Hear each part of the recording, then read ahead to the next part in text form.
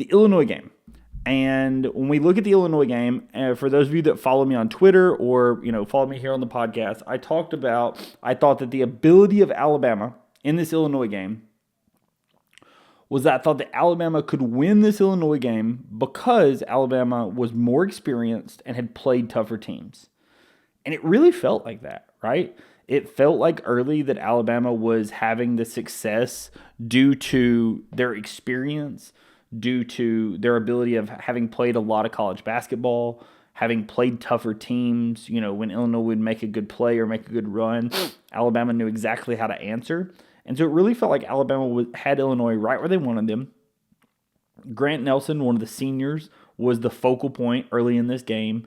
Grant Nelson was kind of the MVP. He was the best player that Alabama had for the start of this game. He lights it up from three. He goes 4 of 9. Kind of uncharacteristically good from him from deep. Really did it all though, right?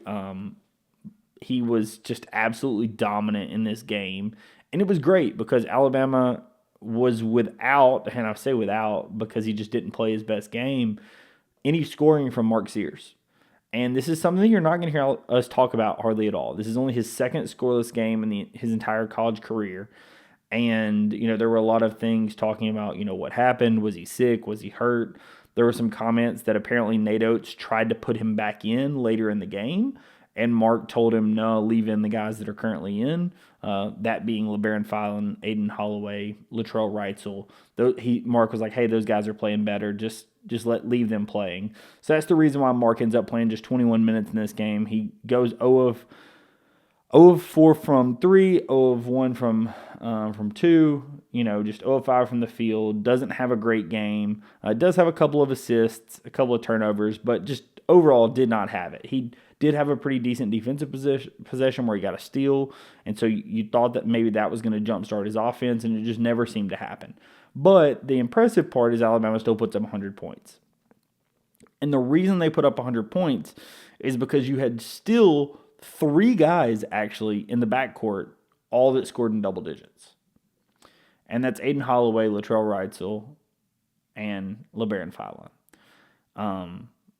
All 3 guys really played really good games. LeBaron Philon did not hit any shots from deep, but is consistently going to challenge for double-doubles and triple-doubles this season. I think that the notion that LeBaron Philon is not a one-and-done may be completely gone at this point. Coming into the season, there were a lot of questions about how much is he going to play? Is he going to play defense? Pretty quickly you started hearing stuff out of fall camp and out of spring camp, or, out of summer, I guess. Hey, Philon's really good. We weren't sure if he's going to play defense, but I think he is. And if he is, he's going to be a great player. And at this point, I'm pretty convinced he's going to be a one and done. If you want to see LeBaron Philon in person, you better come to a game this season because he's gone. He just has the it factor. He clearly was a great scorer, and we knew that coming out. He averaged 37 in Mobile. He's an incredible scorer, but what else he does around the ball, the ball just finds him. He ends up with 7 rebounds. He gets 9 assists, 2 steals. He plays off of 2 feet. He finishes at the rim, as good as any guard I've seen in a long time. He's really physical, can be really tough in the paint. And like I said, Philon is exactly what we need out of a guard, especially with Chris Youngblood out. Latrell Wrightsell did, shoot 2 of 4, shot decently well from deep, had 4 assists, had 4 fouls, which you don't love, but in general, played a pretty good game, especially for Latrell. Not his most elite shooting night ever, but definitely had a very good shooting night.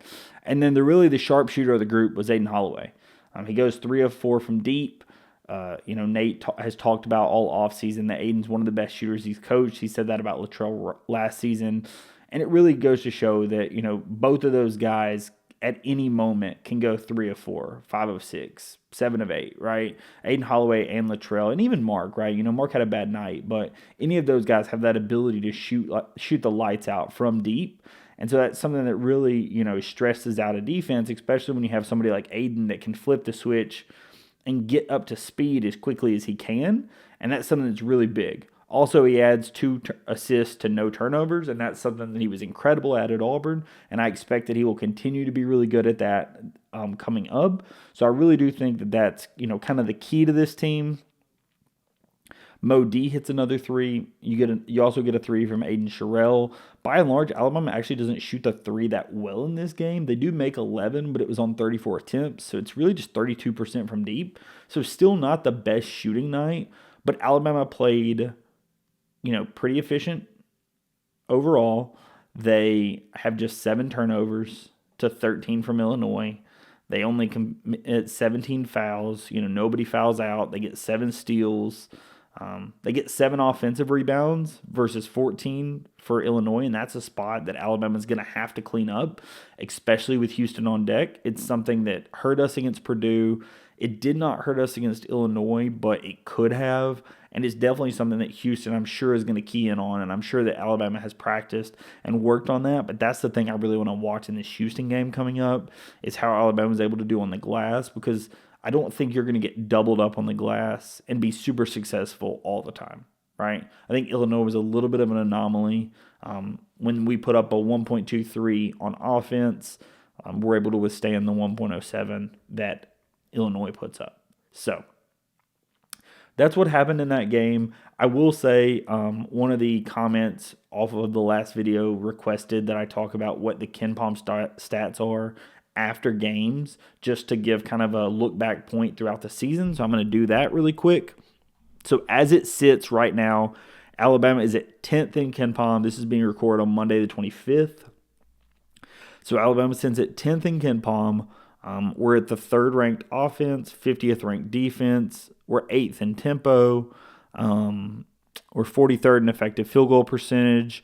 We're doing really well in offensive not turning the ball over, 37th in the country. We're 5th in the country at 2-point percentage. That's some of the main stats that we're going to kind of talk about. Those are the ones that I expect to fluctuate. Sitting right now, we're at a 30.8 3-point percentage, which is 247th. I would expect, obviously, that number to go up, but the question is how high up, because that may be partially, the peak of this team. If we can't cross like a 33-34% number, then that may, hold this team back with the number of threes that they take, because under 30% is losing that 1-point efficiency that Nate is kind of gunning for. You really need better than 33% to hit that efficiency number. So that's really something that's going to be you're going to want to watch kind of throughout the season. It's really early. It's only been 5 games, but definitely something we're going to want to watch as we continue on throughout the rest of the season. So that's what I want to say. Like I said, currently we're sitting at 10th with a 3 and 50 from an offensive and defensive perspective, and we will see how that shakes up throughout the rest of the season.